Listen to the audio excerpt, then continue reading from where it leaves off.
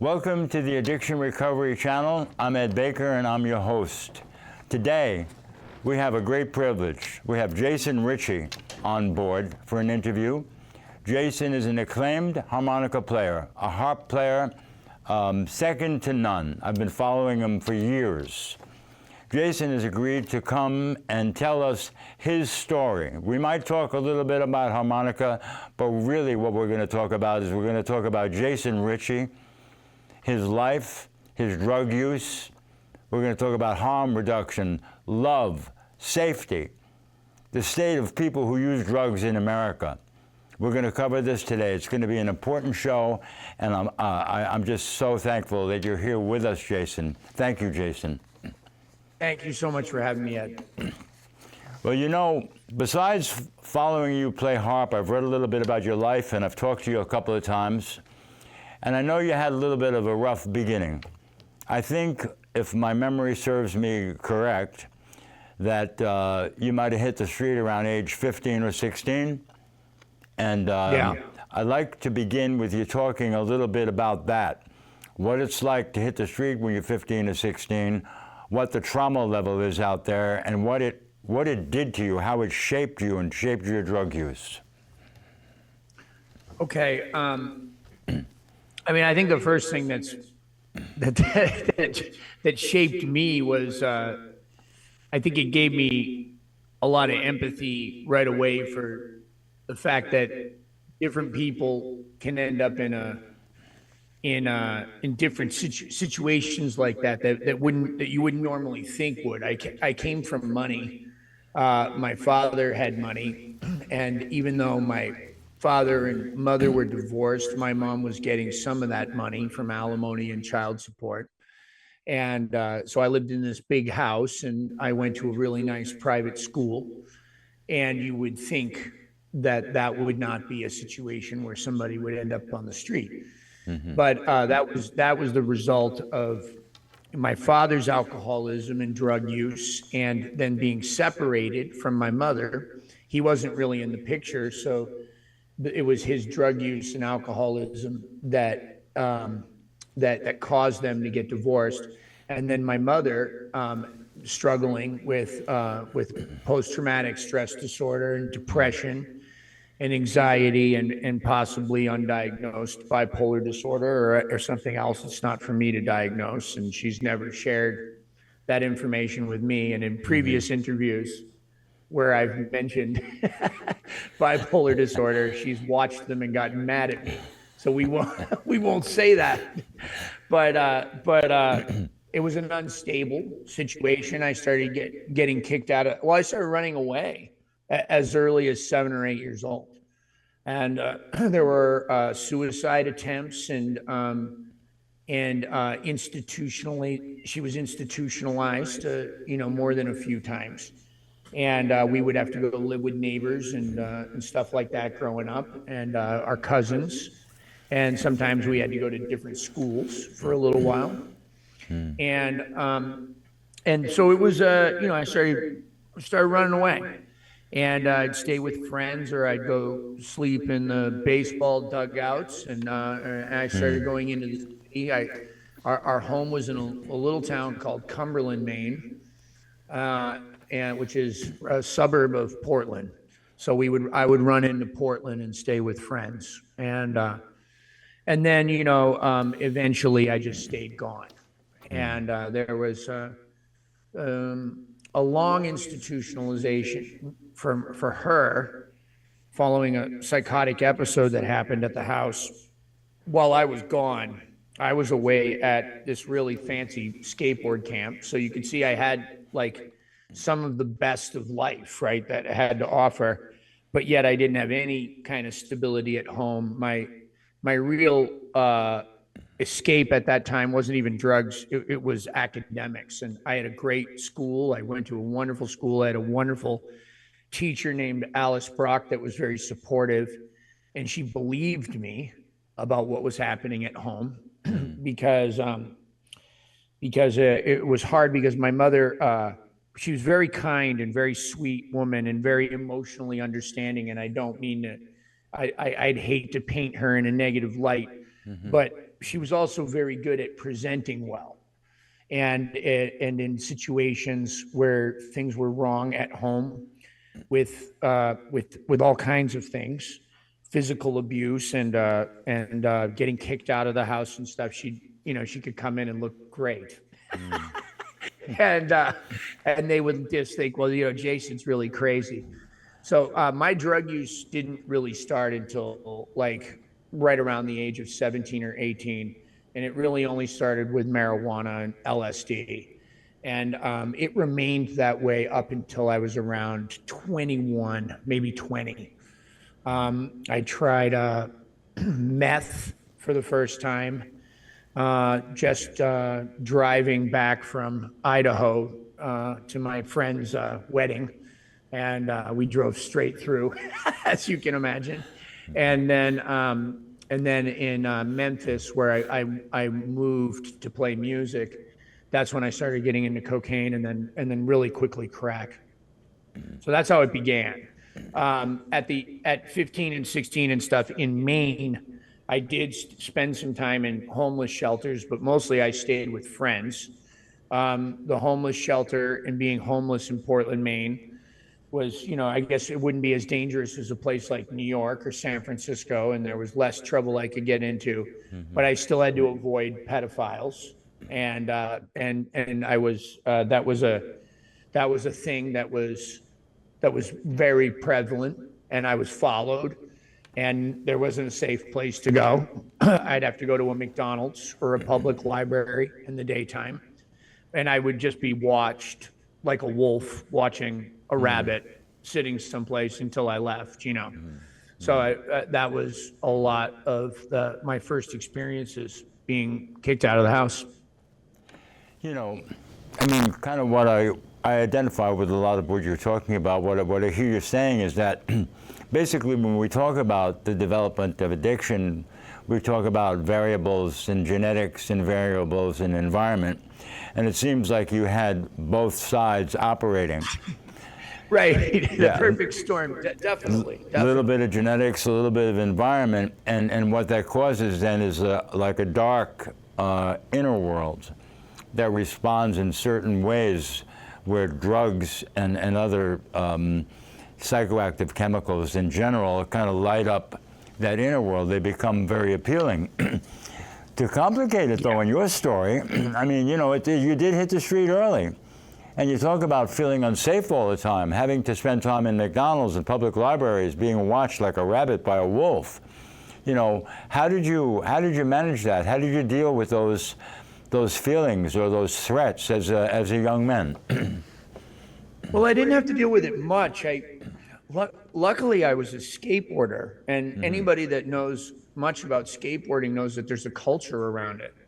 So I was lucky that there were people that kind of took me in and looked after me for a little while. The times that I ended up in places like that were short-lived because I knew where to go in Maine, or I would just be skateboarding if it wasn't in the winter, of course, and I would meet other skaters, and they would have places for me to crash. And then eventually there was like a Grateful Dead group of people that gave me a place to live and got me a job at the Olive Garden, and I was washing dishes there, and then started selling weed and acid, and all of that was pretty short. I went and sought out my father.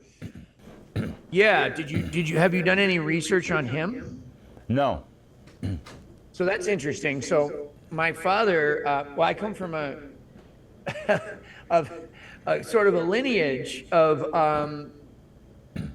let me just tell the story. So there was Synanon, and then, as you probably know, the first residential treatment center specializing in treating or addressing drug and alcohol abuse, or drug abuse specifically.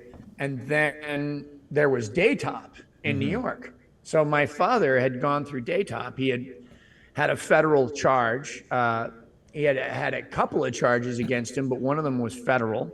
He robbed a stamp machine, and he had been sent to Daytop as a diversionary thing by the city of New York, and went through Daytop and was like the poster child for daytime. And he met my mother on a drinking pass because back then they didn't correlate. Well, and I think it's important that we don't today either, but not all heroin addicts, they believe not any heroin addicts would necessarily have a problem with alcohol. So they would allow patients, clients, whatever the term was back then, residents, right, to go out and drink. And he met my mother, and my mother had inherited like $10,000 from her grandmother, and then they took that money and they started the third residential treatment center, but this one was for children. Wow. And for ages, grades 9 through 12. So you went to Maine to a school called Elan, which is the subject of an Amazon documentary that's not so positive. And you spent 4 years or however many remaining years of high school you had left in this residential treatment center that attempted to deal with not only addiction but kids with behavioral problems, kids that ran away from home or stole cars or were problematic, were abusive to their parents supposedly. Right, but there were a lot of kids that were sent there on a sort of early brokering system, like that we see, happening today in different ways, and so there were a lot of kids sort of sent there by accident, and this was a place that is famous now for being, the epitome of confrontational therapy gone wrong in the 70s. And there are many examples of Elan being one of them. There's lots of survivors groups. So I sought out my father at around the age of 17 or 18.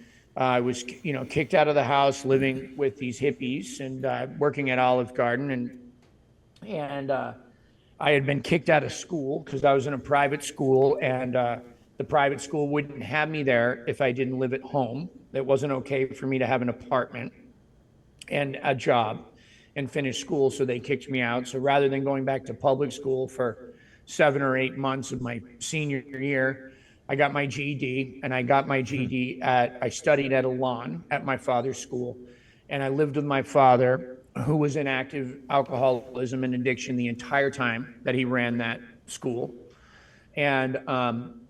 And he's a very interesting, or was a very interesting man, and very intelligent and brilliant and high functioning.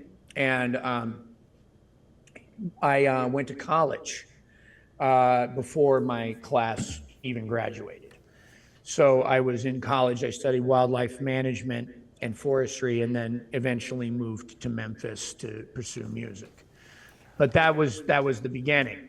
So yes. So my father owned and ran Elan.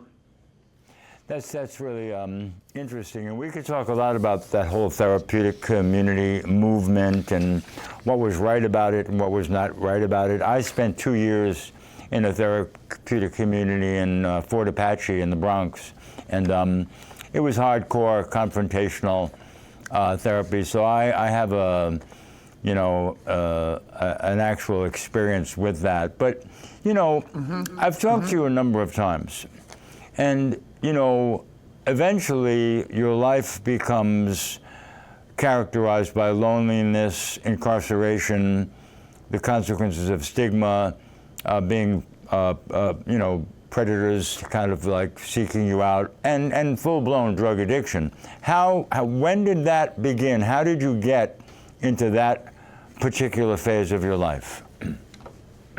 It wasn't long. I was really shortly after moving to Memphis. I got there and I immediately started doing well musically and making really good connections. And some of the accolades that are still in my bio today are from when I was 21 in 1995, winning contests and playing with Junior Kimbrough and R.L. Burnside and all kinds of other things.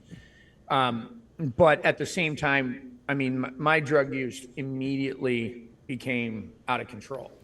It was only interrupted by periods of employment. So when I was with David Kimbrough Jr.'s oldest son, I was living with David in a small town in Mississippi called Potts Camp. That I left Memphis. David got me out of Memphis. And had I not gotten out of Memphis and gone to Mississippi to play with David, I probably would have died on the streets there.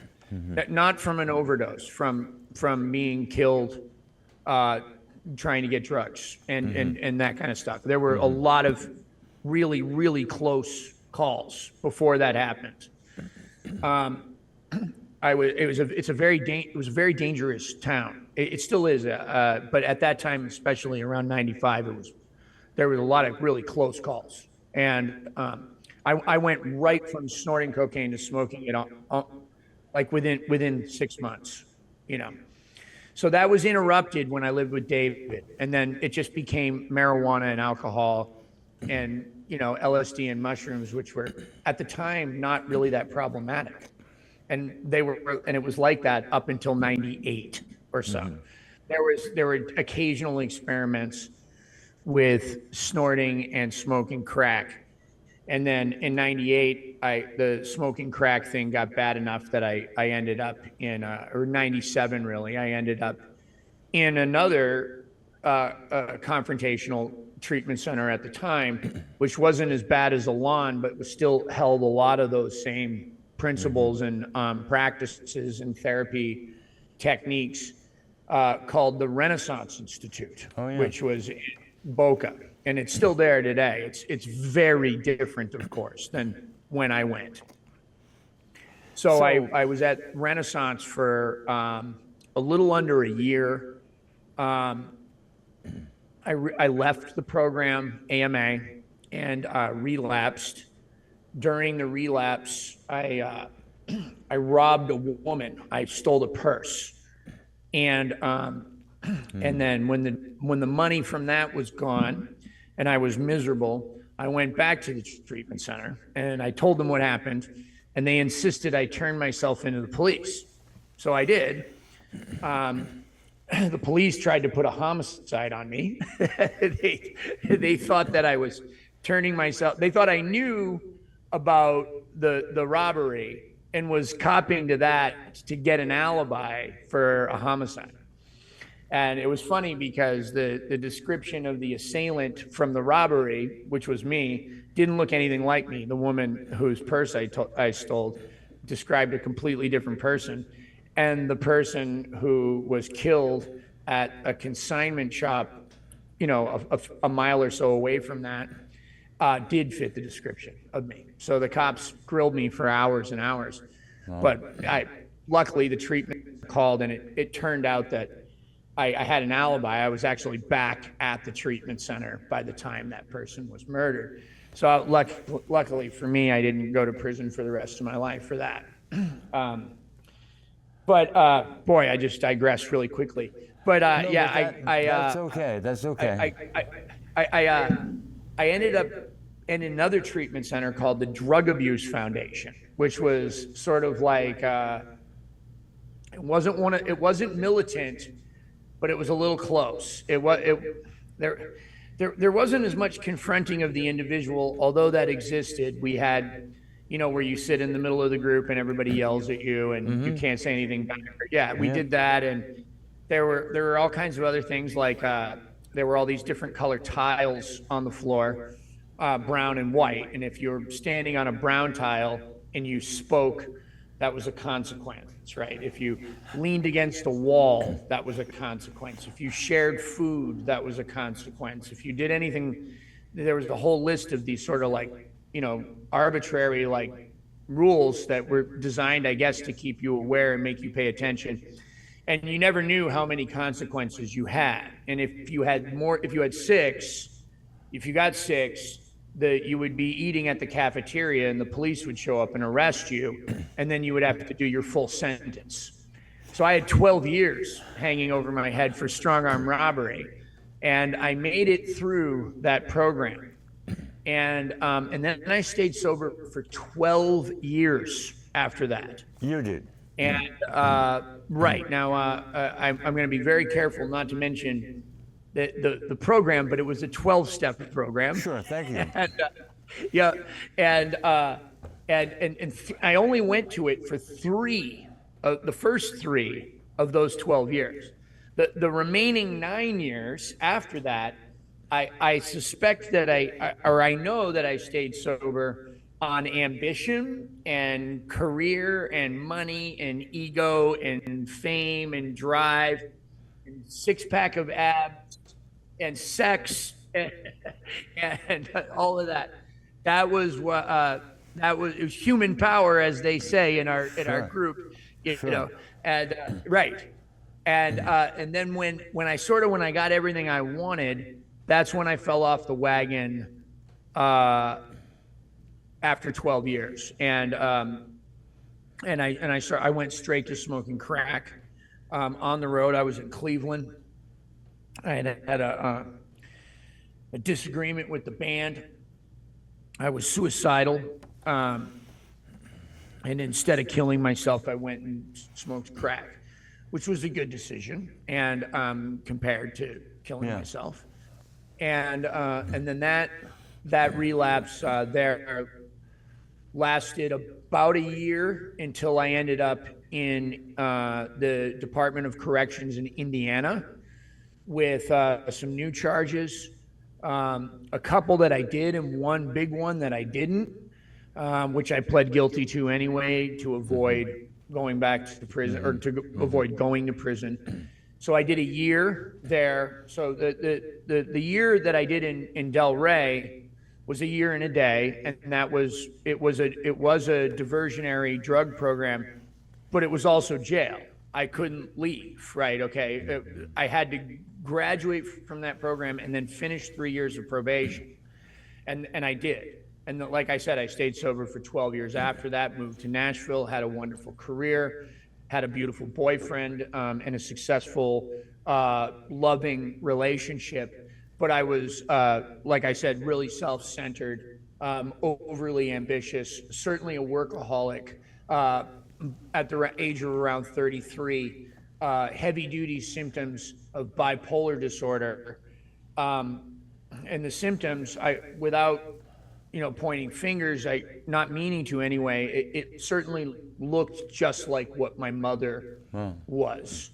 I started doing a lot of that same stuff with the religious and philosophical things and staying up for days at a time and then crashing, a couple of times a year for 3 or 4 days where I, didn't even want to get up to go to the bathroom, or, I would sit there in a room with no TV, no radio, just silent for hours. I couldn't feel anything. It was just, so all of that. And so anyway, I'm in Indiana. I'm in a jail cell. I was arrested for breaking and entering, theft under 400, or theft, I can't remember, theft, and two different counts of that. And how I ended up in Indiana is another story, but because it's a state I didn't know well, I just went up there to stay with some friends. And they were old gay friends of mine that I knew, and they didn't really want to help. They wanted actually to sleep with me, and that didn't work out. So I left. After I slept with them, they were supposed to give me money, and they didn't. And so I just got mad and left. And I took some of their stuff when I left in exchange for the money that I was not given, and I was charged with theft for that. So that was one of the theft charges. The other theft was there was no redeeming at all. This girl tried to help me. I broke into her house, stole her stuff.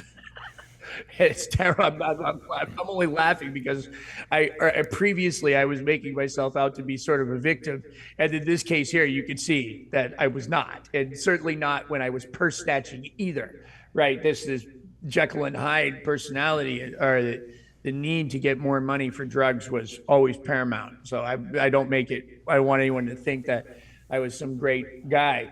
all the time that was just persecuted and homeless and abused. And it was really not the case. I was certainly a dangerous person. I get that. I get that. Any human, myself included, when you get put in a position or you put yourself in a position where you have to do things to survive, we do them. And some of them go against our inner core. Some of them violate our deepest values. Some of them violate the people that we want to be. We just can't adhere to that because our brain is compromised. When you hear addiction called a brain disease, I mean, that's what I think of as a brain disorder, where your brain is not really free to operate the way it might operate in a healthy situation. We forget how to take care of ourselves. We forget how to have relationships. We forget how to be honest. We forget how to make decisions that will be safe. You know, we violate all that because the addiction is pushing us deeper and deeper into it. But one of the themes that I hear you talking about, Jason, and it's complex, your life is complex, but one of the things I hear you talking about is, so punitive measures that you were receiving in these therapeutic communities, haircuts and, contracts and, yelling and screaming and all this kind of stuff, because I've been there. Punitive measures didn't work. It seems like this 12-step program that you were in did work for a while, but you didn't adhere to some sort of the spiritual kind of principles of the program, and you kind of went back to taking drugs. So let me ask you a question, because I know you now. I know, and we're going to talk about the word recovery in a little while. I know you've been in recovery for a very long time, but I know you've been abstinent for a certain number of years. What is it that helped you get through your relapse and helped you get to a place where you can actually begin to develop the kind of inner world that sustains now what I like to call the least possible harm, which is abstinence? Yeah, I'm glad you interrupted me. I heard the interview might be 30 minutes. I would hate to fill it up with just stories about. No. We have as much time as we need, and I just wanted to sort of get that point in there to you. Yeah. No, it's really important. Let's jump to that. So in and out for a long time after that. After 2011, in jail, put together 4 years sober, went back out, and then now 6 years. September 20th, God willing.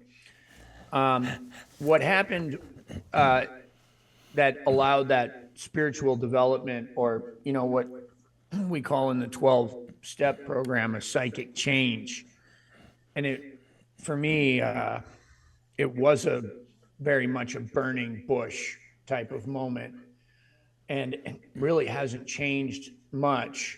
I try to nurture the urgency and the beauty and the gratitude of what that moment was like every day. But I was just lucky enough to have lived long enough that I was out of ideas about what would be good for me.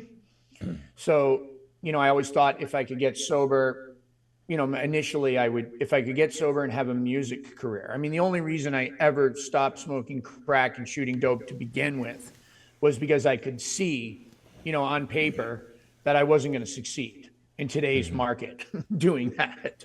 It wasn't going to work. So one of them had to go, and I chose the music career. So when the music career delivered all it looked like it was going to, and I wasn't happy with it, well, I got high again. And then when I went to jail, I got out, I stayed sober on, being afraid of going back to jail. Mm-hmm. And then I met my wife, and I stayed sober in part, right, from, not going back to jail, and also because I loved her. Mm-hmm. So as soon as she sort of let me down in some way or another, I went back to getting high again. And so this last time she had left, and I was left at home, and I was in a safe spot where I had drug dealers I knew that were coming to the house and dropping off what I needed, so I didn't have to go get it, and I didn't have to use in my van because previously she had kicked me out every time. So I would be in the streets of New Orleans and, hiding in trap houses or in the back of my van or at, you know, in precarious situations, worried about the police, worried if this prostitute was going to rob me, worried if these people were going to rob me, all of these things. And it was really hard for me. Every time I would get sober, I would kind of look back and think, well, the only reason it didn't go good was because of all of these factors. Right? So here I was at home, safe, with money and dope, a pile of crack, a pile of heroin, nonstop pornography and chats going on, and on day 7 or 8 with no sleep, and I got bored, is what happened. And that was my bottom. So it wasn't going to prison. It wasn't destroying my career a few times. It wasn't hurting my family, my mother, my wife. It wasn't any of those things. It was when the drugs were no longer very fun. And I sort of saw myself as a lab rat that would, take a little hit off the cocaine-filled water bottle and run around the cage and then come back and do it again. And I kind of had an out-of-body experience and saw that. Wow. So I finished the dope on the table, and it wasn't actually very easy. I didn't really want to. I just, I wasn't going to waste it. I got to flush it down the toilet, finished it. And I went to an indigent detox here in New Orleans called Odyssey House. And there was prostitution in the detox. Drug use in the detox, rats detox, and it might as well have been Betty Ford. I was happy. I was ready. I had been through 7 treatment centers up until that point. Okay, out in Los Angeles and Mississippi or here, everywhere, Florida, everywhere.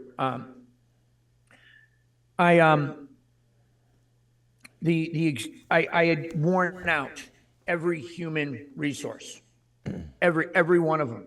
And so intellectually, I knew there was nowhere left to turn. And I was open for help. And at that point is when I had a spiritual experience. And I will sum up the paramount principle of that experience was forgiveness. And I felt loved and forgiven. Wow. And I never realized in any of my step work before that I had not forgiven myself, or in any of my therapy, that I did care about hurting my mother and hurting people, that I did care about destroying the career 3 times, that I did care about going to prison, that I did care about all the people that I had let down and lied to, and I was really angry at myself also for screwing up that 12 years sober. I think so much of my identity was wrapped up in a 12-step ego, in an abstinence sobriety ego. And I felt that this was a big part of who I was, that I was this sober person, and now I was not that anymore. And that I wouldn't be any good until I was once again more than 12 years sober or something. I don't know what the thing was, but all that went out the window in a second. When I'll just say it, when I felt God's love and forgiveness in my heart, and it was a burning bush moment for me, and it was through no doing of my own. And I continue to go to therapy and meetings and remain active in helping people and doing everything that I can do to stay sober, and the things that you're supposed to do, supposedly, to stay sober. Yes, I do that. But the bottom line is I have not had the urge to drink or drug one single period of time, more than 30 seconds maybe. And even those 30 seconds were just thoughts that it was an option. But it's not something I have not wanted to at all It simply was removed from me. And I did absolutely nothing for that to happen. There were times when I was in these programs where I was working so hard, where I became, like I don't want to mention the groups, but I became a thumper of, a fundamentalist, right, so to speak, of, yeah, and I tried so hard. I did everything, helping many people at the same time go through these steps stuff, and all I wanted to do was get high the whole time, like the entire time. They say in the middle of the boat, right, and you'll be okay. I wasn't okay in the middle of the boat. I wasn't. I get it. And my friend Christopher Abert, right, whose shirt I'm wearing today, he said once in a meeting, and it's never left me because it's the truth. And sometimes we don't always hear the truth in 12-step meetings, but he said, I've seen people come in here, and as far as I can tell, do every single thing that they're supposed to do and end up getting high. And he said, conversely, I've seen people come in here and as far as I can tell, do next to nothing and remain sober for 20 plus forever, right? 20 plus years forever. Well, And unfortunately, that is my experience too. Now, by no means am I recommending that you do nothing. I'm not, but I'm just saying that I'm very lucky to be here. I couldn't agree with you more. I mean, there's some mystery to this, Jason. We don't understand it all. There's some mystery. But what I want to say now is that you and I have something in common, and I want to talk about it now. So you are now abstinent from all drugs. You've been abstinent for quite a few years. You feel safe, you feel forgiven, you have a life that's meaningful, and you have no urge to take any drugs. I am the same way. I am the same way exactly. I share that experience with you following a very dark life of profound addiction. So I'm where you are. Now, this is the point. You and I both enjoy this life of abstinence. However, you and I both embrace harm reduction. So we can be abstinent from drugs, but we can love and care for and feel compassion and empathy for people who do take drugs. Explain that. How do you do that? Because there's a lot of people who can't do that. Well, I mean, I should really be interviewing you first because, I was fortunate enough leaving the 12-step program to have somebody who was a member of that program, who was also one of the most powerful and effective harm reductionists that we've had since the movement started, who was Christopher Abert. That Chris Ebert? Yeah, I had him in my life, and I had him coming to New Orleans and talking to my wife and helping her and helping me and taking me out for sandwiches and talking and on the phone when I was calling from trap houses and stuff. I had that. So I know what it's like to have abstinence, stop working, and want to make it back, but not be able to. And I also know what it's like to not want to come back at all and to still have somebody to talk to. And you, on the other hand, have remained sober for how many years is it now, Ed? 30 something? 41, actually. It's 41. a lifetime, yeah. So you're in my opinion, I should be asking you the same question of how did you do it? Because I had direct experience, so somebody helped me, so I know what it's like. You, on the other hand, are just, realized enough of a person to, but most people I know that are 41 years abstinent, they're like, well, if you're not ready, then just stay out there and, don't call me until you're 24 hours sober, like that, right? I'll tell you what happened to me in a nutshell, and I'll never forget it, Jason. It was in 2015, and I was researching death by overdose, and I came across the number 28,647. 28,647 people died in 2014 from drug overdose. And I had that burning bush experience that you had. I had an experience that I will never forget. My heart was broken, and I felt the grief of 28,647 lives. And at that moment, Jason, at that moment, I realized that asking people to abstain from drugs is costing tens of thousands of lives in America. We need to reach out to them and help them and grab them and hold them where they are with no expectations, with love. And that's the way I've been operating since 2015. Up till 2015, I wasn't thinking that. Something happened to me like something happened to you. Well, it's beautiful. I'm absolutely stunningly moved by every perfect word that you just said. And yeah, and that's how I feel too.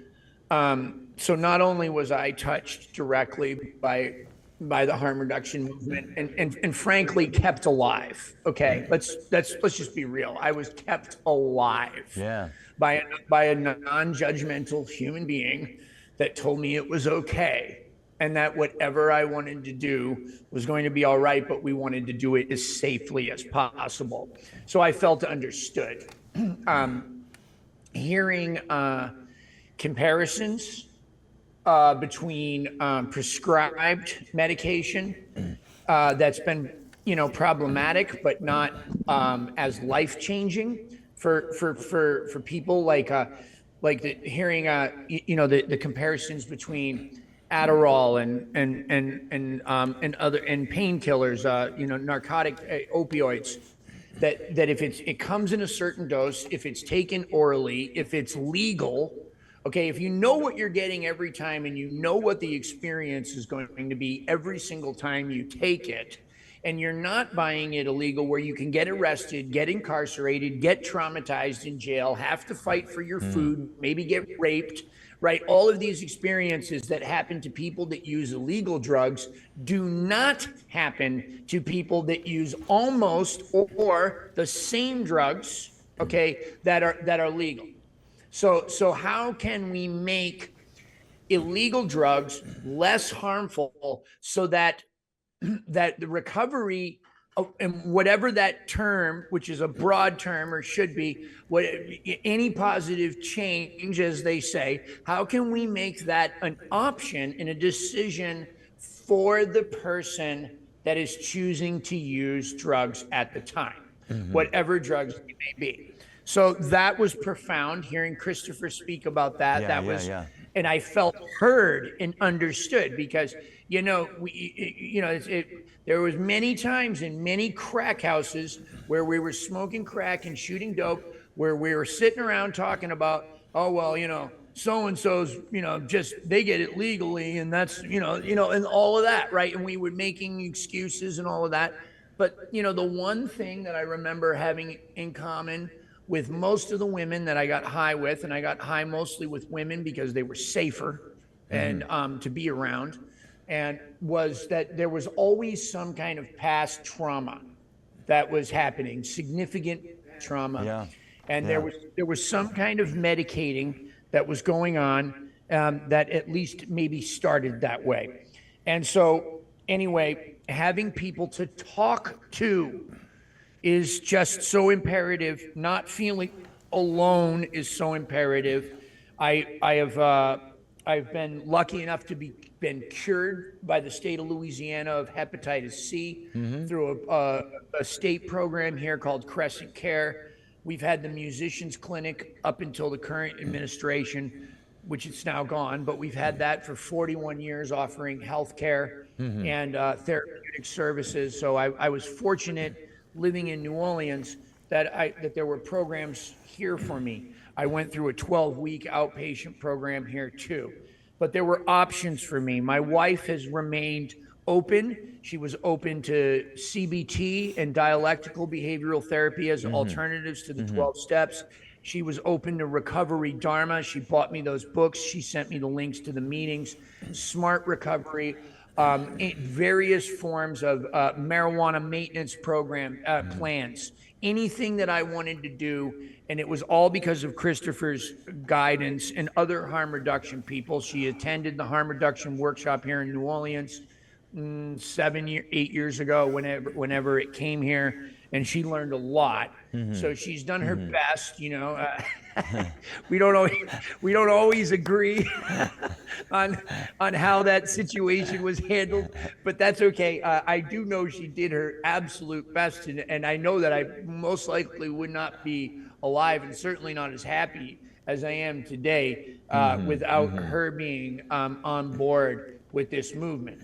So and then since then, to speak on a non-personal level, meaning it didn't happen to me, I've had plenty of friends die. And so that changes things. I've had people, the majority of the people that make me really, really passionate about harm reduction are people that were in 12-step programs that either cannot come back or don't want to come back. And I see people in those programs that are doing well who will not talk to them and exile them from that group. And it is that I see, and it's the loneliness and it's the reports I hear from relapse that make me angry. Nobody ever leaves a 12-step program and comes back in and says how great it is, right? Okay, first of all, what kind of psychopath would leave a 12-step program, have a good experience drinking, and anybody with a conscience, and walk back into a group of people who they know would not have a similar experience and say that?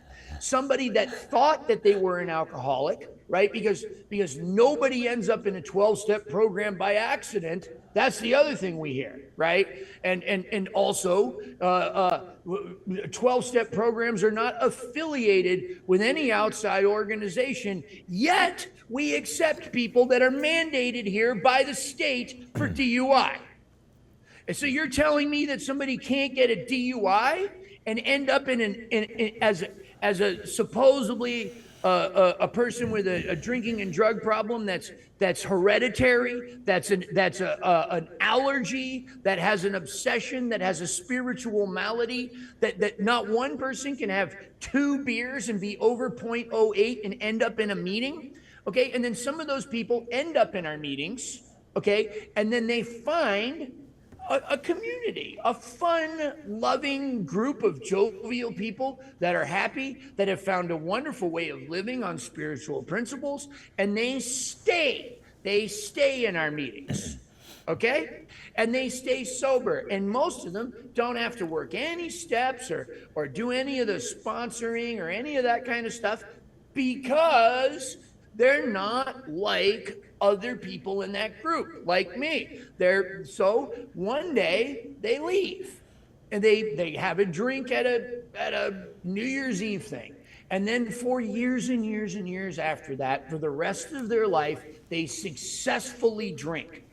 And no, they don't walk back into the meeting and say it's going great, okay? But it happens all the time. All the time, people misdiagnose themselves as being people that cannot use in any substance, in any safe form or whatever, right?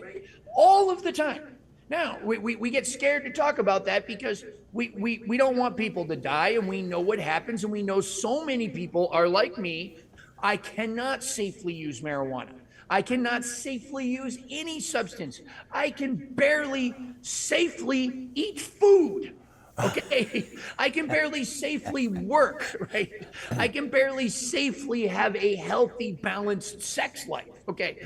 I know this about myself, but that doesn't mean that everybody that comes into a 12-step meeting is that way. So when somebody leaves a meeting and they have a problem with heroin, and then they start drinking again or smoking marijuana, and they're ostracized by a group of friends, so they start drinking again, or they whatever their initial problem is, they start doing it again. Because when we can have successful lives, some of us can drink, some of us can smoke marijuana, some of us can to make a decision to snort heroin instead of shooting heroin. And that is a better road towards the future of maybe getting off heroin, or maybe not going to prison, or maybe not getting HIV, or maybe not getting hepatitis C, or maybe not spreading those things if they have them already through clean needles, through overdose reversal medications. Let me say something about what you're saying, because you make a lot of good points, and I've never heard it quite put that way before about someone leaving a 12-step based program, having a positive experience drinking, and then of course not coming back and telling everyone. That would just not happen. I've never even thought of that. But let me pick up on something that I think is important about you and important about me. And I think it's just important that it's a matter of boundaries, strong personal, emotional, and spiritual boundaries. I and you, because I know you now, are confident in our decision and our ability to abstain from drugs. So I can talk to Joe, and I talk to Joe a lot, who's using drugs, and I can help Joe to use drugs safely. And I can accept Joe where Joe is at, and if Joe wants to make a positive change that Joe wants to make, I'm going to get in there 100% and help Joe all I can. And while I'm doing that, I don't feel like I'm trying to convince myself that I can take drugs. I'm secure where I am. I know me, and I can help Joe even though I'm embracing Joe while he's taking drugs. I don't consider it a threat. And therefore, I don't turn my back on Joe. In fact, I'm more there for Joe because I've been there. And I'm not going back. And, you know, if he comes a little further toward health, maybe not abstinence, but just harming Joe less, harming the community less, because he's like now in a relationship where he can feel safe and trust enough to be honest about, Eddie, I need help. You know, I need help getting cat food. I need help getting legal advice. I need help getting housing. I need help getting clean needles. I need help getting a place to sleep. You know, I can help him. When we turn our backs on these people, they don't get any help. And they have nothing, they have nothing that they can do but get worse. So I get that about you, and I get your criticisms, and nothing's perfect, Jason, you know that. I know, and listening to you speak too, I've mellowed out a little bit. So let me say this too. I also have immense amount of empathy for the people that are in abstinence that cannot deal with the idea of somebody close to them using drugs. Yeah. They are hanging on for dear life. Yeah. They have not had the problem removed like you and me. They have not had, what did I call it? Dumb luck, lucky, grace, burning bush. They didn't have that experience. Mm-hmm. Okay. So they, as Christopher Abert said, they are not the kind of person that can run back into the burning house and save another person. That's right. They are just doing everything they can to recover from that. I understand, and I don't mean to cast them in a negative light. Okay. The only thing that upsets me and pisses me off is when there is a culture around it that supports this idea that we shut ourselves off from that you know we don't shoot our wounded, but yet you understand what I'm saying. I get it. Right. I've had Maya Slavitz on the show, and she is a harm reductionist, and she has very similar views. So I mean, I accept that. I want to have you on because I admire you, and you have a very valuable lived experience, and I'll have others on with lived experience. So I can't really dictate what they say or what they do. I just, for you, you know, your message to me is extremely important and extremely clear. And I think one of the things that you said was that, did you mention love, compassion, forgiveness, and acceptance?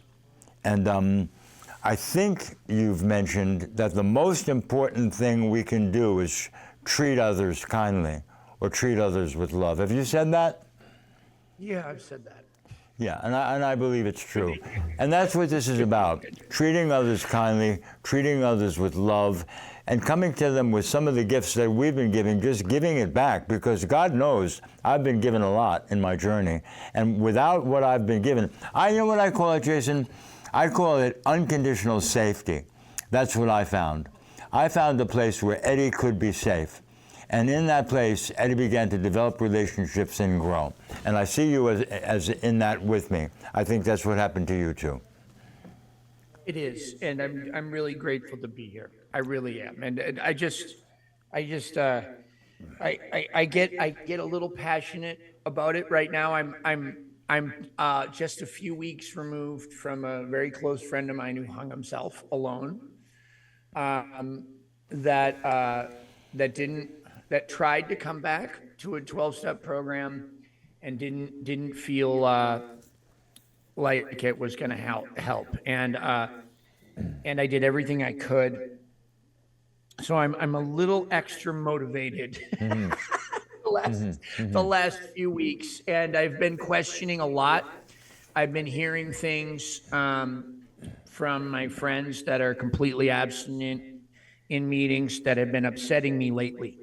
And I can tell you that drugs and alcohol at various points in my life have 100% kept me from killing myself.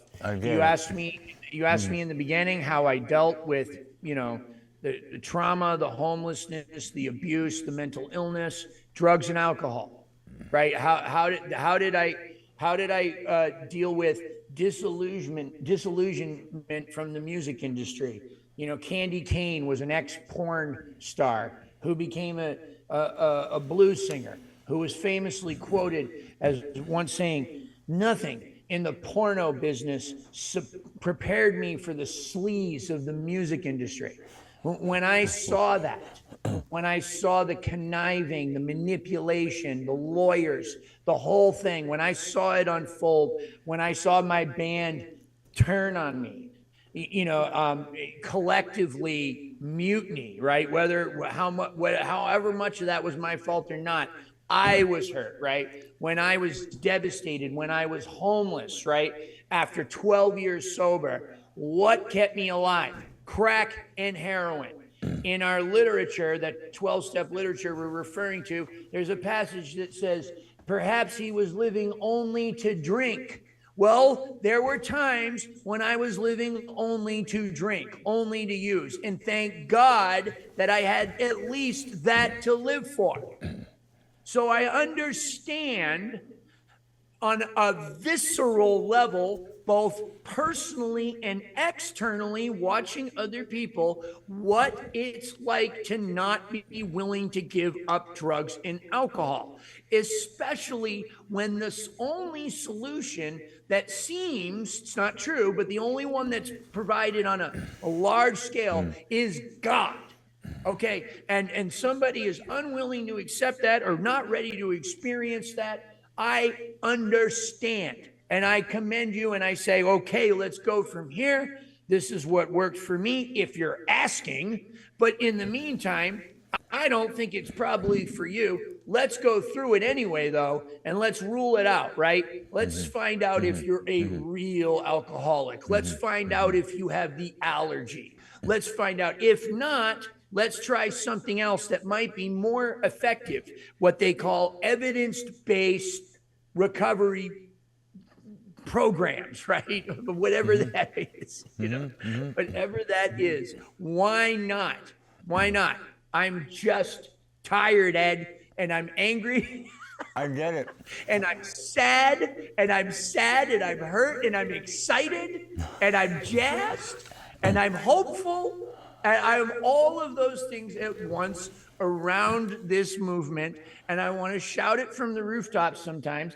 And I can't, not in our group, because it's not appropriate. And what is our group about? Well, it's about God. And that's good enough for me. And that's where I go for my recovery, not for my sermons, okay, which I'm doing here. But you can. I'm going to give you a chance. You know, if you can, if you have the energy, I want you to play a little song on your harp. I'm going to give you a chance to shout about it right here. But let me just say something once, that this is going to make you very happy, Jason, that right here in Burlington, Vermont, we're getting ready. We have the funds, we have the mayor's office, we have the staff, we have the support of the community, just about.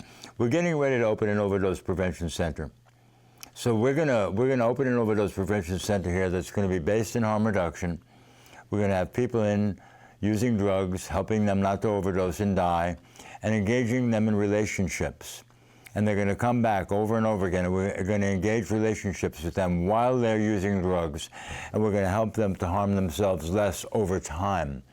We're not going to put any requirements or demands or unrealistic expectations on them. We're going to love them just the way they are. We're going to be there for them, and we're going to walk forward with them if they so choose. So I want that to make you happy, Yeah. and I want you to know that this It makes me so happy, and it makes me so excited that it makes me want to give this up and go apply for a job there. Next time you come to Burlington, we'll hang out. All right. You want to play a song? This is a sacred song written by the Mardi Gras Indians, and it's about leaving slavery and running into the Louisiana swamps to get away, and encountering the indigenous people, the Native Americans, who took them in, and then they lived with them and adopted their culture and married into those tribes. And then when slavery was abolished, they came home and they never finished paying homage. The first line of the song, which is sung, and I won't sing it because it's not a good idea, is a patois that translates roughly into the wilderness. So it's when something is so bad that you're willing to try anything to get away from it. I play this song with permission of Honey Bannister from the Wild West Indian group here, and from Juan Boudreau from the Golden Eagles, my Indian Red. Thank you, Jason. Thank you, Jason.